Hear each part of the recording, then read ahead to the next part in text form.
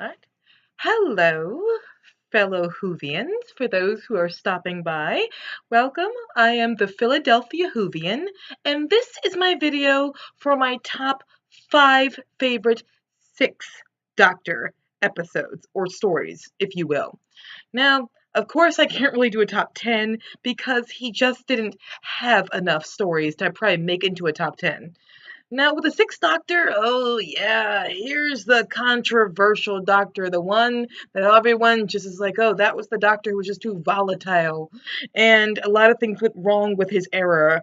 Well, you know, for all the whatever bad that was in his era, there is some definite things about his era that I really did like. And also, you know what? I know it's a scandalous concept, but I do not hate the Sixth Doctor. I don't. Maybe it's because when going and finally seeing his very first story, The Twin Dilemma, he was suffering from post-regeneration shock and stress. He was not really in control. His regeneration had gone really bad. So while I felt very bad for Perry, oh, I felt bad for Perry. At the end of the day, by the time his story was done, of that his first, very first story with the Twin Dilemma, I'm like, well, I can't hold this against him because we find out, into the story that the guy really had a hard time controlling himself. He couldn't really control himself. So I did not hold that against him. And then also, it led to something that I do like about the Sixth Doctor era, the development of the Doctor. You do see a change. You see the Doctor develop as his tenure goes. We see him learn from his mistakes. It does lead to character development.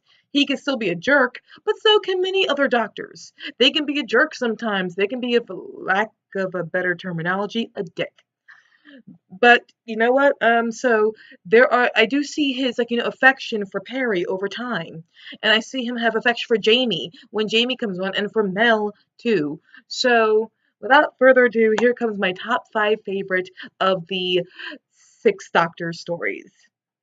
Number 5. This is going to shock everyone because this is hailed as like the worst story ever. But there's just something about Glenn McCoy's Time Lash I like. I know, it's a scandalous concept. How dare someone like Time Lash? Well, I do, alright? I like the monster. This guy, the makeup was really good on this guy. Also like the fact that the Doctor has been here before, and you find out like it was his third incarnation. You see the drawing of his third incarnation. Love Perry, as always. But also, what does it give us? It gives us H.G. Wells. Okay, in Classic Who, H.G. Wells has been bounced around Doctor Who when it comes to his book, The Time Machine. Now, for H.G. Wells to finally come into Doctor Who, that to me was a really cool touch. Um, is this story perfect? No, it's not perfect, but it knows what it is. I'm I'm okay with it in regards to that. It knows what it is, I know what it is. And again, I like the addition of H.G. Wells. And you could argue that this is another of the Classic Who stories that began to introduce the idea of not the Doctor going into a historical situation and meeting historical characters and not really affecting the history or changing anything about it. He's just trying to get out of that situation. But another story where the historic character comes into the Doctor's world and gets exposed to all these, alien concepts. I feel like it's stories like Time Lash that led to what the pseudo history became in New Who. So, number 5, Time Lash. Controversial choice, but I do enjoy parts of a great deal about this episode. Number 4, it's treated as one story, even though technically it's got 4 different subtitles sometimes. Not subtitles, sorry, wrong, terribly wrong word. 4 different, actually, no, subtitle is the correct term for it. Subtitle. The Trial of a Time Lord. Yes, I know there is some bad about this one story that has 4 different. You got the mystery. Sorry, that's backwards. Backwards this way. You've got, yes, the ultimate foe. Terror of the Vervoids. Mind Warp. Oh, Perry. And the Mysterious Planet. Yes, they have some bad parts to them, but for whatever is bad in here, there is a lot of good in the trial of the Time Lord. They're the creation of the Valyard. And this is Robert Holmes's last hurrah, like for official finals, full complete story in the trial of a Time Lord. And you know what? I like the Mysterious Planet, which is the first four episodes in the story. And then you've got also the Terror of the Vervoids. I personally like the Terror of the Vervoids. I do. I know I'm rare there. And with the Ultimate Foe, there are some good ideas swimming around the Ultimate Foe. Again, the idea of the Valyard being an amalgamation of the Doctors between the Doctor's 12th and final incarnation. That is a creative idea. Very creative. I admit the death of Perry devastated me. Even when I found out that she's still alive, Mind Warp has a bitter aftertaste in me because it's like, oh my god, Perry died. Even though I find out she didn't die, it still affects me to this very day. But there are parts about the trial of a Time Lord I really do like. And also, that opening sequence where you go to the High Council of Gallifrey and it's that big, gigantic ship. That is one very cool special effect. That ship is still impressive to this very day. So yes, is this story perfect? No, it's not. But whatever bad it has in this, four story, or because you could call it four stories that's molded into one story set. There's a lot of good in here too, and I will always remember that good. Okay, so for number three, I don't have this DVD because it's usually around $180 here in America. So all I could do was just fight to watch it online, and I very much do enjoy it.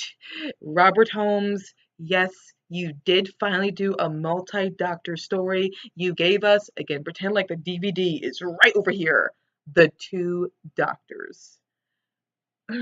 I very much do like The Two Doctors.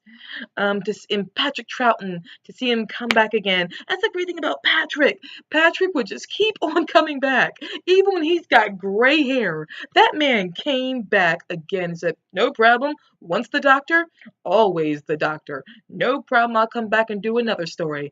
And then he brought back Jamie with him too. And oh, I heart Jamie. I heart Jamie so much. So I really didn't have that classic Robert Holmes, I love to creep you out sort of, vibe to it. So, but it also has Robert Holmes's creative style to it. Of course, this is a story that's not for everyone. Two Doctors, well, much of the Six Doctor era is not for everyone, but it was for me. I enjoyed it. I overall had a fun time with it. The Two Doctors, you're my number three. Now, my number two slot. I also do not have that DVD. Again, it's just very expensive and it's another polarizing story that's not for everyone, but for me, I love it. I dig it. And that is, again, pretend like it's over here. I think it's by Paula Moore. Attack of the Cybermen. I like Attack of the Cybermen a great deal. Again, we see the Doctor, his very first story of his first official season, and you see a man who made a mistake. He did, but he admitted he made a mistake. He admitted he was wrong about the person. He'd been judging him the entire time, but he made a mistake. He was wrong about that. And I have to give credit to that. Like, again, you see a character development with the Sixth Doctor, and you see Perry question him and him realize he should have listened. He didn't. And the Cybermen, this story gets attacked for being violent. Doctor Who has been violent before. It's going to be violent again. But it was a tale for being a very terribly violent episode. But I like it. I just really do. And also to see the Doctor messing with the chameleon circuits and then, the TAR is changing to things. Again, I like that concept. And for the number one, of course, I didn't forget this story. How could I? It was my very first Sixth Doctor story, and maybe this is the reason why I do not hate the Sixth Doctor, because this story is just that darn good. Of course, Philip Martin's Vengeance on Varos. Oh dear Lord. This story is sweet. It is so good. And the idea of people watching people on TV, to torture them as a form of entertainment, that is classic. Okay, that is just human history. That has happened. People watch violence. Not fake violence. There was a time people watched real violence. It was a form of entertainment. And it's also, while doing that, it still has a timeless feel to it. Um, and you can even argue possibly this might have been what inspired Russell T Davies to write Bad Wolf. Yes, I know they say it's a you know kind of an homage inspired by reality TV that was happening on TV at the time when he wrote Bad Wolf, when Russell wrote Bad Wolf. But Vengeance on Varys is an iconic episode, and I can't help but wonder if this inspired Bad Wolf in some ways, because this show gave you the template how you can do um, an episode based on reality TV that is people dying, on reality TV, and when they die, they it's entertaining to the masses. So I really do believe in my heart that this might have inspired Bad Wolf. I could be wrong, but it does. And oh my, the doctor was excellent in this. Perry was wonderful. And Syl, I believe Syl is the villain. He was an excellent, excellent, excellent villain. It was wonderful. Great story. Absolutely perfect. So those are my top 5 favorite of the Sixth Doctor stories. Guys, I hope you like this list. What was your first Sixth Doctor story? Or what is your favorite Sixth Doctor story? Either way, I hope you enjoyed this video. Thank you so much for watching. This is once again the Philadelphia Whovian, and thank you so much for stopping by.